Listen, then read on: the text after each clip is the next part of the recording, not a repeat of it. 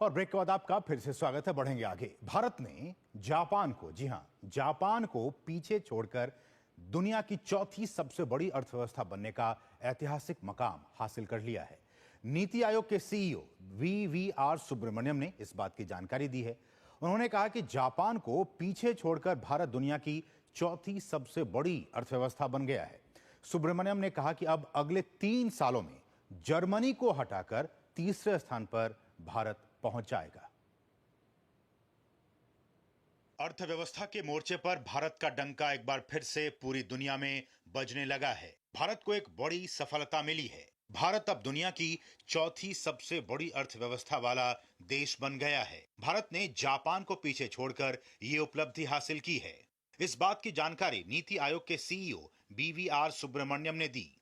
सुब्रमण्यम ने नीति आयोग की 10वीं गवर्निंग काउंसिल की मीटिंग के बाद ये बातें कही। वहीं केंद्रीय मंत्री डॉक्टर जितेंद्र सिंह ने कहा कि जिस दूरदर्शिता के साथ देश में पिछले 11 वर्षों से विकास कार्य हुए हैं, ये उसी का नतीजा है। The country is at a takeoff stage where it can grow very, very rapidly, as has been done by many countries in the past. The Prime Minister gave a call that all states to prepare a vision documents at their level. And this is already visible in the growth of India. We are the 4th largest economy as I speak. We are a $4 trillion economy as I speak. And this is not my data, this is IMF data. India today is larger than Japan. जिस दूरअंदेशी के साथ पिछले 10-11 वर्षों से एक योजनाबद्ध तरीके के साथ भारत एक विकास यात्रा पर निकला है, ये उसी का परिणाम। देखते ही देखते हम टॉप 5 में आए, अब 4 में, और धीरे धीरे उस अव्वल दर्जे में जिसका नाम 2047 का भारत होगा, जिसे हम विकसित भारत भी कहते हैं। अब सिर्फ अमेरिका, चीन और जर्मनी ही इकोनॉमी के मामले में भारत से आगे हैं। अंतर्राष्ट्रीय मुद्रा कोष ने वर्ल्ड इकोनॉमिक आउटलुक अप्रैल 2025 में कहा था कि 2025 में भारत की नॉमिनल जीडीपी बढ़कर 4187.017 अरब डॉलर हो जाएगी। वहीं जापान की जीडीपी का आकार 4186.431 अरब डॉलर रहने का अनुमान है। आईएमएफ के मुताबिक 2025 में अमेरिका 30,507.217 अरब डॉलर के आकार के साथ दुनिया की सबसे बड़ी अर्थव्यवस्था बना रहेगा। वहीं चीन 19,231.705 अरब डॉलर के साथ दूसरी सबसे बड़ी अर्थव्यवस्था होगा। 2-2.5 सालों में हम जर्मनी को पीछे छोड़ देंगे और आने वाले समय में हम विश्व की तीसरी सबसे बड़ी अर्थव्यवस्था बन जाएंगे।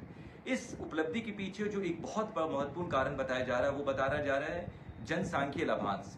जनसांख्यिकीय लाभांश, डेमोग्राफिक डिविडेंड, जो कि युवाओं का जो कंट्रीब्यूशन होता है अर्थव्यवस्था में, उसको देखा जाता है और उसमें भारत निरंतर ही बहुत अच्छा कर रहा है। और आने वाले समय बताया जा रहा है कि इसका जो योगदान प्राथमिक क्षेत्र हो या मैन्युफैक्चरिंग क्षेत्र हो या सर्विस क्षेत्र हो, उसमें हमेशा से ही अच्छा रहेगा। कुल मिलाकर हम कह सकते हैं कि भारत की अर्थव्यवस्था वैश्विक दृष्टिकोण से मजबूती से आगे बढ़ रही है और आर्थिक माहौल भारत के अनुकूल बना हुआ है। भारत की ये उपलब्धि न केवल वैश्विक मंच पर उसकी स्थिति को सुदृढ़ करती है, बल्कि विदेशी निवेश और आर्थिक स्थिरता के लिए भी सकारात्मक संकेत देती है। Bureau report, DD news.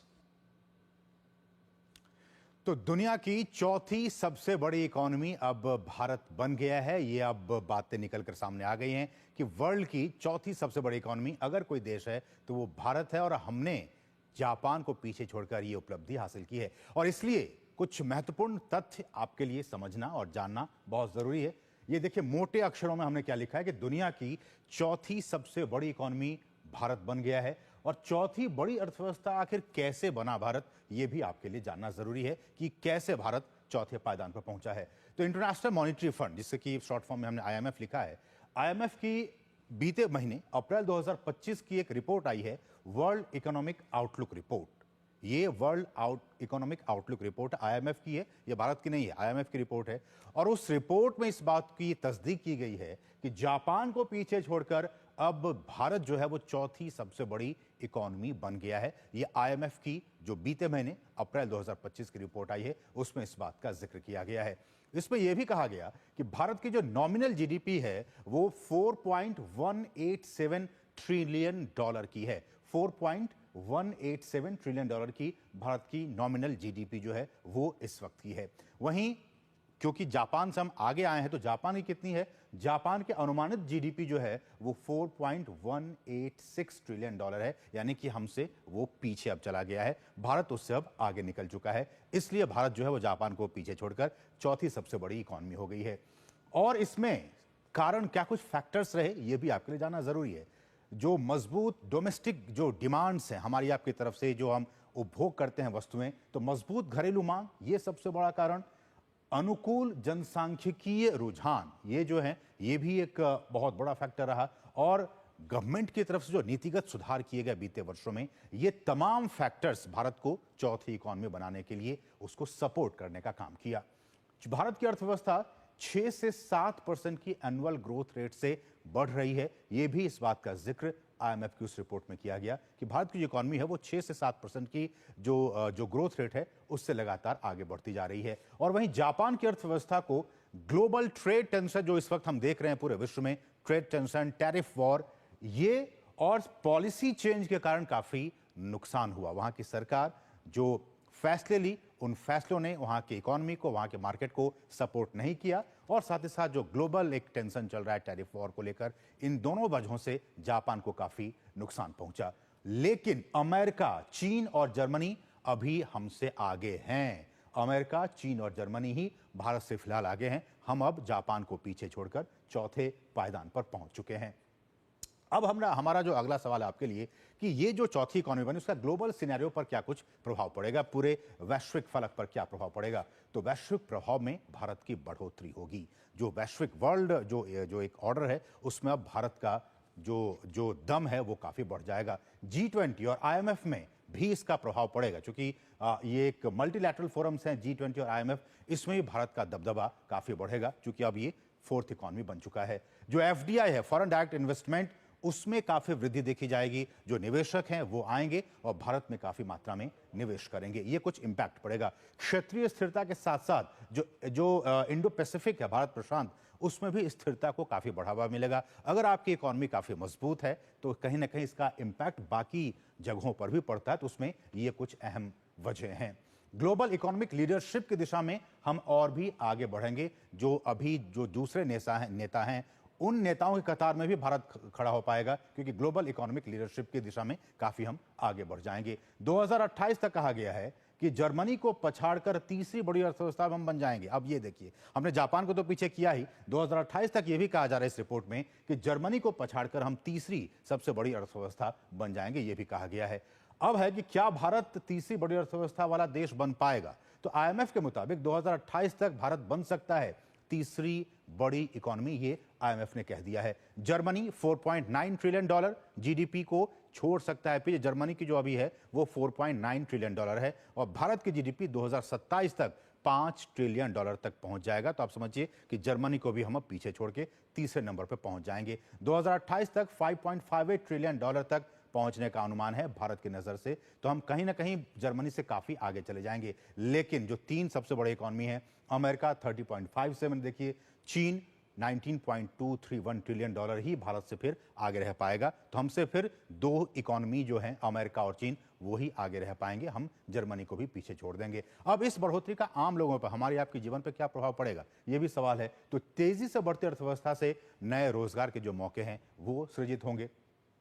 इसके अलावा तकनीक, विनिर्माण और सेवा क्षेत्र में भी काफी अवसर मिलेंगे, अवसर बढ़ेंगे। और साथ ही साथ बढ़ती जीडीपी और निवेश से इंफ्रास्ट्रक्चर, स्वास्थ्य और शिक्षा में काफी सुधार होगा देश में। तो ये कुछ अहम चीजें निकलकर सामने आएंगी। उपभोक्ता वस्तुओं और सेवाओं की मांग, जो डिमांड है, वो भी काफी बढ़ने का काम किया जाएगा। तो ये आम लोगों पे इसका इम्पैक्ट पड़ेगा। और लगातार हम बता रहे हैं किस तरह से हम इसको हम आगे बढ़ाएंगे और इस पर हम बातचीत करेंगे। हमारे साथ एक बहुत ही खास मेहमान इस वक्त जुड़ चुके हैं। आर्थिक पत्रकार हैं, वरिष्ठ आर्थिक पत्रकार शिशिर सिन्हा जी। शिशिर सर, आपका बहुत बहुत स्वागत इस कार्यक्रम में। और जैसे कि हमने विस्तार से बताया कि क्या कुछ इम्पैक्ट पड़ेगा, किस तरह से हम अभी फोर्थ में हैं, फिर थर्ड पे पहुंच जाएंगे, लेकिन आज हम फोर्थ की ही बात करें तो ये जो एक बदलाव आया नीतिगत फैसलों की वजह से और ग्लोबल जो हमारा जो डिमांड्स है उसकी वजह से, भारत अब फोर्थ पोजीशन पे आ गया है जापान को पीछे छोड़कर। कितनी बड़ी अचीवमेंट इसे आप मानते हैं भारत के दृष्टिकोण से?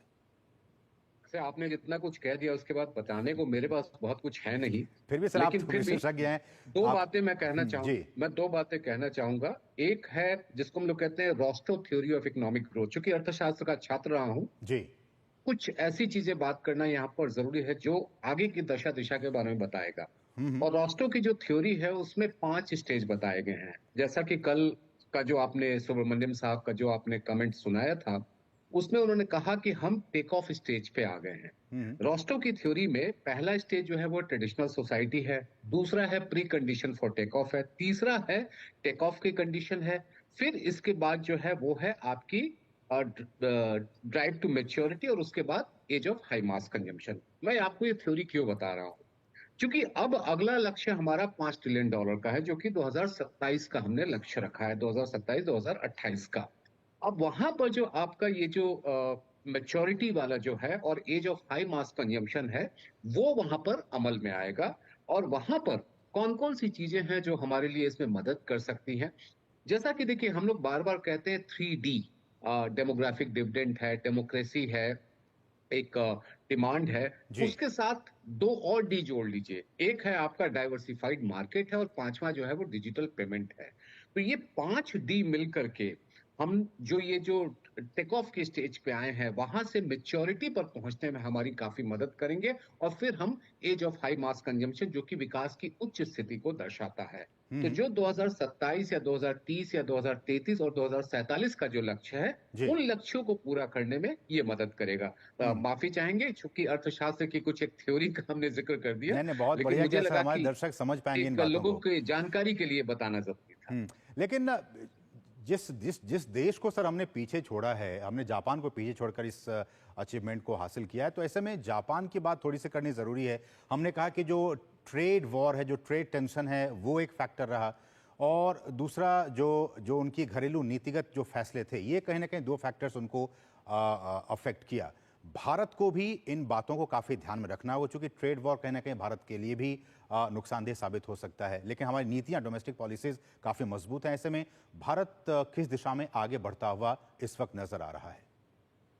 हाल के दिनों में एक मूडीज की रिपोर्ट आई, और मूडीज की रिपोर्ट ने कहा कि जो टैरिफ का टेंशन है वो हमारे ऊपर थोड़ा कम असर डालेगा। क्यों? उसकी वजह क्या बताई उन्होंने? उन्होंने कहा हमारी जो डोमेस्टिक यानी कि जो घरेलू नीतियां हैं, घरेलू बाजार और घरेलू मांग, ये कुछ ऐसी चीजें हैं जो हमारे विकास की दशा दिशा को आगे बढ़ाने में मदद करता है। जापान का आपने जिक्र किया कि निश्चित तौर पर कई परिस्थितियां उनके विपरीत रही हैं, इससे कोई इनकार नहीं कर सकता। लेकिन जापान के साथ एक प्लस पॉइंट क्या है, एडवांटेज क्या है, कि वो तकनीक के मामले में दुनिया के कई देशों से काफी आगे हैं। तो हमारे लिए एक बड़ी चुनौती यह है कि उस तकनीक के बीच में हम उनसे कैसे मुकाबला करें, क्योंकि हमारे और उनके बीच का अंतर 0.1 का है, बहुत जी 4.176 और बिल्कुल 4.186 है। तो ये जो 0.1 का अंतर है, 0.001 का अंतर है, इसको पाटने में समय नहीं लग सकता। लेकिन जो हमारे पास एक प्लस पॉइंट है, जो मैंने कहा कि हमारी जो घरेलू नीतियां हैं, वो हमारे लिए काफी मददगार साबित होती। और ये हम नहीं कह रहे हैं, ये जो अंतर्राष्ट्रीय एजेंसियां हैं उन्होंने इस बात को स्वीकार किया है। और ये हमारे लिए इस रफ्तार को बढ़ाने में, जहां पर जर्मनी की बात है जो 4.9 के लगभग में है, उसको बीट करने में हमें काफी मदद करेगा। एक्सपोर्ट, चूंकि देखिए कल भी नीति आयोग की मीटिंग हुई और उसमें इस बात पे जोर दिया गया पीएम की तरफ से कि तमाम जो स्टेट्स हैं वो एक्सपोर्ट पे ध्यान दें। इकोनॉमी को मजबूत करने के लिए अब समय आ गया कि स्टेट्स भी इसमें अपना रोल प्ले करें। ऐसे में हम 4th हैं, 3rd पे जाना चाह रहे हैं। स्टेट्स का रोल, एक्सपोर्ट का रोल भारत की तरफ से कैसे आप देखते हैं? बहुत महत्वपूर्ण है। देखिए, हम विकास की जब बात करते हैं ना, तो विकास कोई भारत की विकास नहीं है, बल्कि भारत में जो 28 राज्य और 8 केंद्र शासित प्रदेशों, इनका संयोग है। तो वो उसमें से हर प्रदेश को आगे बढ़ना जरूरी है। अगर हम ये कहते हैं कि एक क्षेत्र में 3 राज्य या 4 राज्य आगे बढ़ गए और उससे विकास की गाड़ी आगे बढ़ गई, ये सही नहीं होगा।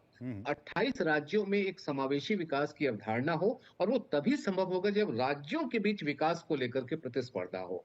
एक अच्छी बात जो हमने हाल के दिनों में देखी है कि निवेश जुटाने से लेकर के और विकास की रफ्तार बढ़ाने को लेकर के राज्यों के बीच एक प्रतिस्पर्धा चल रही है। ये राज्यों के लिए भी एक बेहतर है, और बाकी जो पीछे हैं उनको आगे बढ़ने का एक मौका मिल रहा है। मुझे लगता है कि ये बहुत ही महत्वपूर्ण है, और जब इस तरह के फेडरल स्ट्रक्चर में, जब इस तरीके की एक टीम इंडिया के कंसेप्ट में राज्यों को ये आग्रह किया जाता है कि आप अपने स्तर पर भी सोचे कि विकास की रफ्तार बढ़ाने के लिए कैसे करना है, तो उस राज्य के लिए भी फायदेमंद है। ये ना सोचे कि देश की हम लोग बात कर रहे हैं, उस राज्य से ही तो विकास की गाड़ी देश बिल्कुल तक पहुंचेगी। तो बिल्कुल अगर राज्य आगे बढ़ रहा है तो उसका फायदा तो निश्चित तौर पर पहले राज्य को मिलेगा, फिर पूरे देश को मिलेगा। ठीक है। लेकिन सर एक आखिरी में सवाल कि ये जो ग्रोथ रेट है, ये जो एक हमने अभी 4th पोजीशन हासिल किया है, ये सस्टेन रहे, बहुत दिनों तक रहे, और फिर हम 3rd पोजीशन पर जाएं, 2nd पे जाएं, ये जो सस्टेनेबिलिटी फैक्टर है उसको हम कैसे रिटेन करके रख सकते हैं? इसमें सबसे महत्वपूर्ण है कि हम नए बाजार की तलाश करें, क्योंकि अभी हमारे लिए एक बड़ी समस्या क्या हो रही है कि हम जब निर्यात को देख रहे हैं वहां पर हमारी स्थिति बहुत अच्छी नहीं है। अगर देश में विनिर्माण को बढ़ावा देना चाहते हैं तो नए बाजार में आपको ज्यादा से ज्यादा पैठ बनानी होगी, नंबर 1। नंबर 2, जो सामान आप तैयार करें उसकी लागत कम हो। नंबर 3, उस सामान की लागत को कम करने में जो लॉजिस्टिक कॉस्ट है वो कम हो।